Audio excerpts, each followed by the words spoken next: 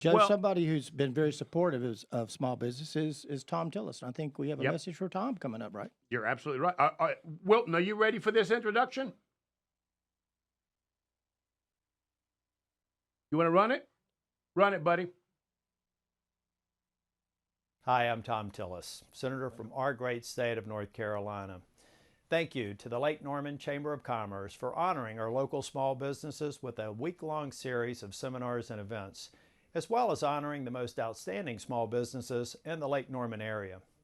This evening is the signature 11th annual Small Business Event of the Year created by the Lake Norman Chamber of Commerce, Joe Vagnone, and WSIC. Small businesses are the foundation of our economy. With almost 1 million small businesses in North Carolina employing 1.7 million North Carolinians. I know the past few years have been tough for so many of you and your employees as we battled COVID-19, high inflation, and high interest rates. We must do whatever we can to lower costs for businesses and consumers who are struggling to get by, and I'm doing what I can in Congress to get spending under control, to lower inflation so the Fed can lower our rates. I hope you enjoy this evening's keynote speaker, 2023 Business Person of the Year, Joel Olson, my friend, and the rest of tonight's lineup of accomplished speakers, including my good friend John Bradford. Thank you to Joe, Jeff, Justin, and Bill for hosting tonight's event, and WSIC for broadcasting this program. It wouldn't have happened without you. And a personal congratulations to Justin, who was just named the 2023 Entrepreneur of the Year. Thanks, and I hope to all see you all back home very, very soon. You know, I'll tell you something. Tom Tillis has done this introduction for us, Bill, for 8 years. Just about, yeah. Whenever we call, he steps up. Yep. And we thank him for that. And everybody listening should realize that anybody that's on this show today, remember them when it's time to vote because they do support small business. So, Bill, do you want to introduce our next guest? I've got this one right Because here. I can tell you're excited. I know you are. So I'm going to let you do this one. I'm not going to step on you this time. There you go. Well, Alli Moody serves our community as the Chief Nursing Officer at Novant Health Huntersville Medical Center since 2019. She began her career as an emergency room nurse, quickly moved on to her passion working as a trauma ICU nurse. She's also been a flight nurse and an ECMO specialist. She completed her BSN at UNC Charlotte in 2004 and a Master of Science of Nursing in 2013 from Gardner-Webb University. She has 3 daughters who attend Lincoln Charter School in Denver, served on their school board for the last 3 years, and is a graduate of Leadership Lake Norman, Alli Moody. Alli, it's good to have you here. Well, thank you guys. Talk about your role as the Chief Nursing Officer and exactly how did you get to there? So as the Chief Nursing Officer, I have oversight of pretty much anything clinical within the hospital. All nursing rolls up to me. I'm responsible for financial, human capital, just overall operations, which can be daunting at times. And it's interesting because I always tell people, be careful when you say never, right? I said I'd never get married, I'd never have kids, and I'd never be an administrator. And yeah, like I've done all 3 and done them well, not just, a little bit there. But, I took a very untraditional course. I really was in it for life to be at the bedside. I love patient care, but I saw a need. And there was a big gap between administration and what was happening at the bedside. And I'm one of those people that I don't complain if I can't come with a solution, right? So for me, going into leadership was really about being that bridge between what's happening at the bedside and the decision making that happens at the top. And that's, just following that trajectory. I had amazing mentors that guided me in that path. I think, God definitely played a part in putting me in the right place at the right time and showing me what steps I needed to take. And then sometimes when I didn't want to take those steps, he pushed me off the cliff a little bit. But I really do love what I do. It's been hard the last 4 years for sure. Let's talk a little bit about that. Not COVID exactly, but after COVID, right? So once you guys figured out what to do, right? Yeah. That's 2 years worth of with hell, right? I get that. Tell me now what's happened and kind of walk me through what is becoming the norm of living with COVID.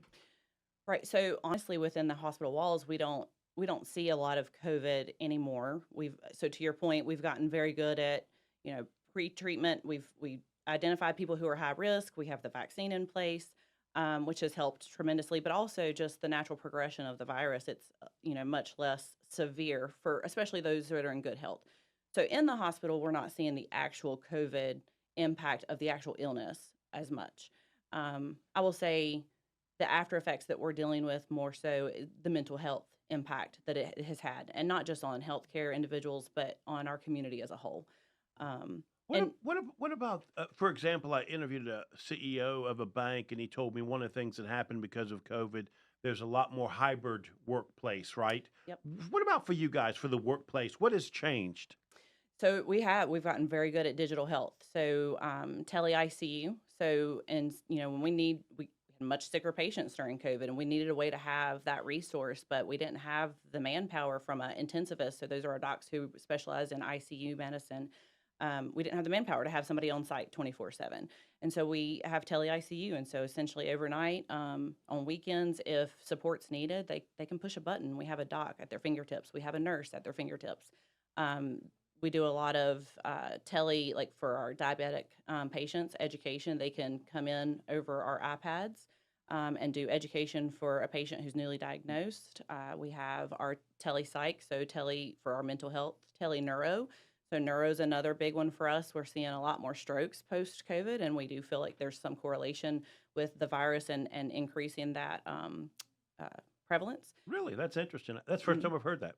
Alli, I heard Bill in your introduction, not heard it introduced that way, but you're saying you're an ECMO expert. I'd like you to demonstrate that procedure on Bill while we're sitting here. So specialist, not expert, and that's in my past, so I would definitely not claim to be an expert. But go ahead, poke, Bill. Go ahead. Yeah, it would be a poke if you're familiar with the But procedure. when you talk about changes from COVID, I want to say ECMO, and to any of my partners that are maybe listening to this, like it really did showcase the benefit that before ECMO was a little bit like, that was the kitchen sink that we're throwing it, Right. But now we put people on a lot sooner. They have much better outcomes.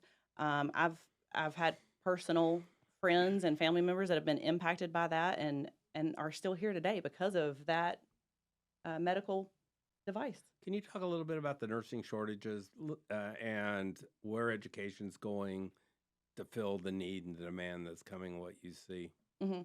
So, we were in a nursing shortage even before COVID. Right. And then during COVID, we saw about 25% of our nursing force leave the profession altogether.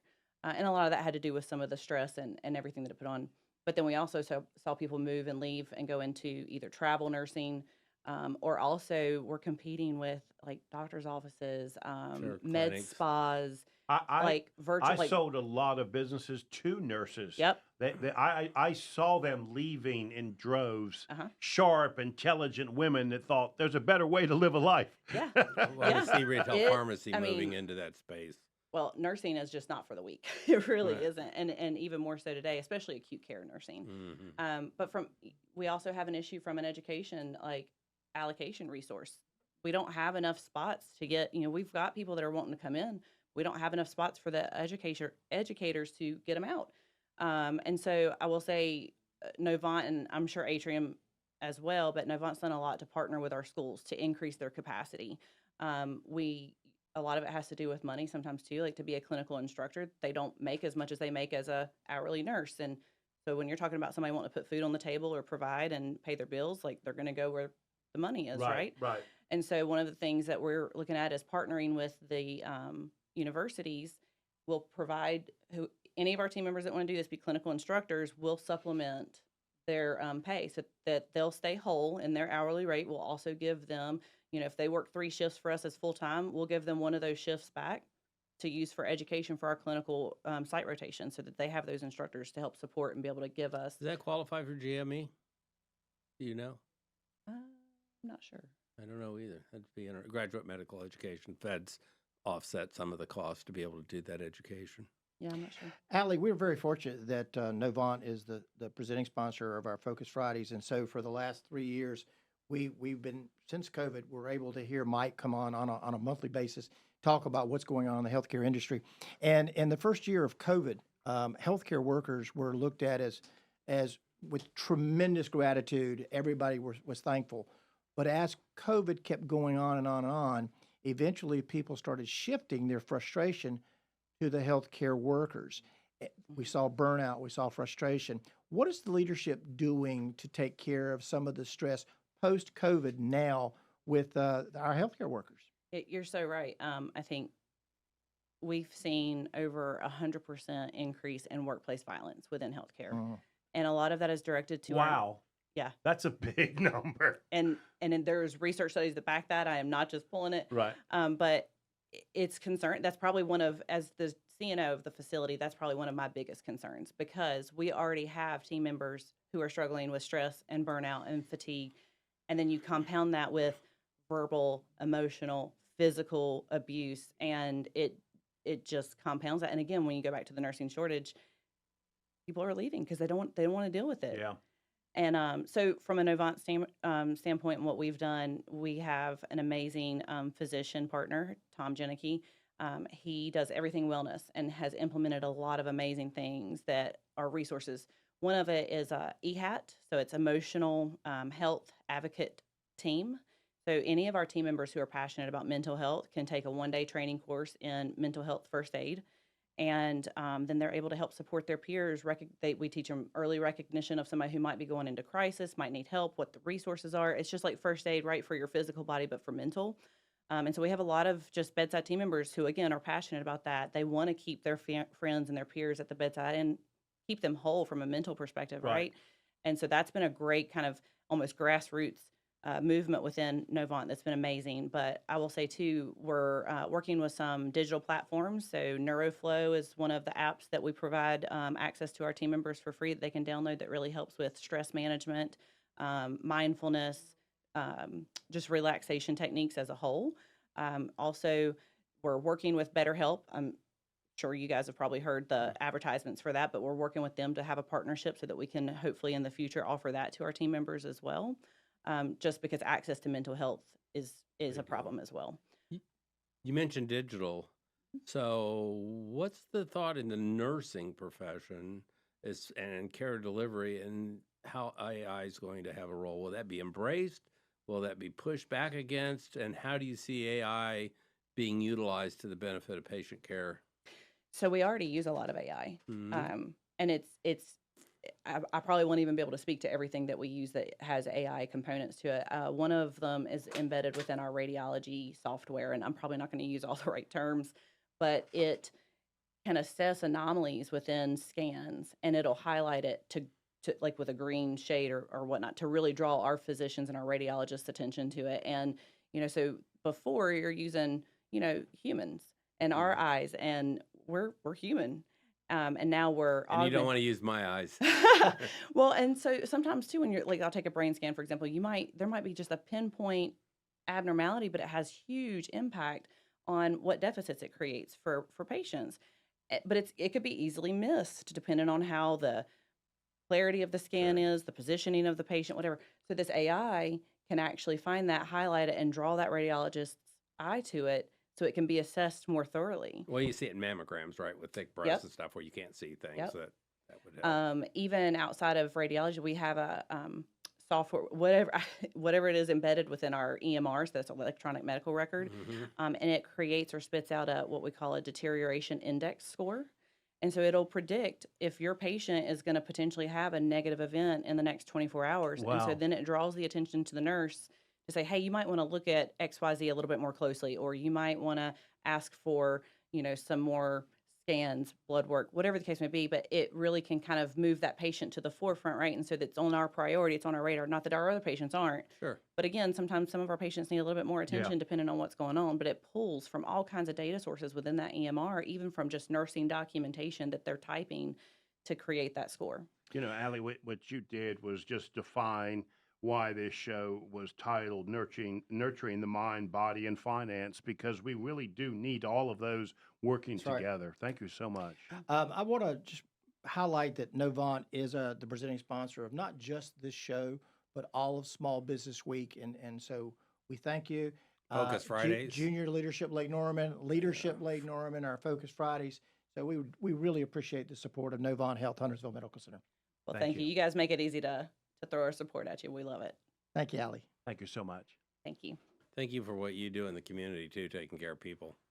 I really appreciate Tough profession and good stuff. It's a calling. that. It 100%. And there's not a day goes by that I don't appreciate that I have that calling that I'm there. I can tell, Jeff, she really likes this, you know. Like, I cringe when I get ready to have to even drive by a hospital. And I can tell she, like, really likes this stuff. You understand that? Indeed. Yeah, you really have to. But I do. I love what I do.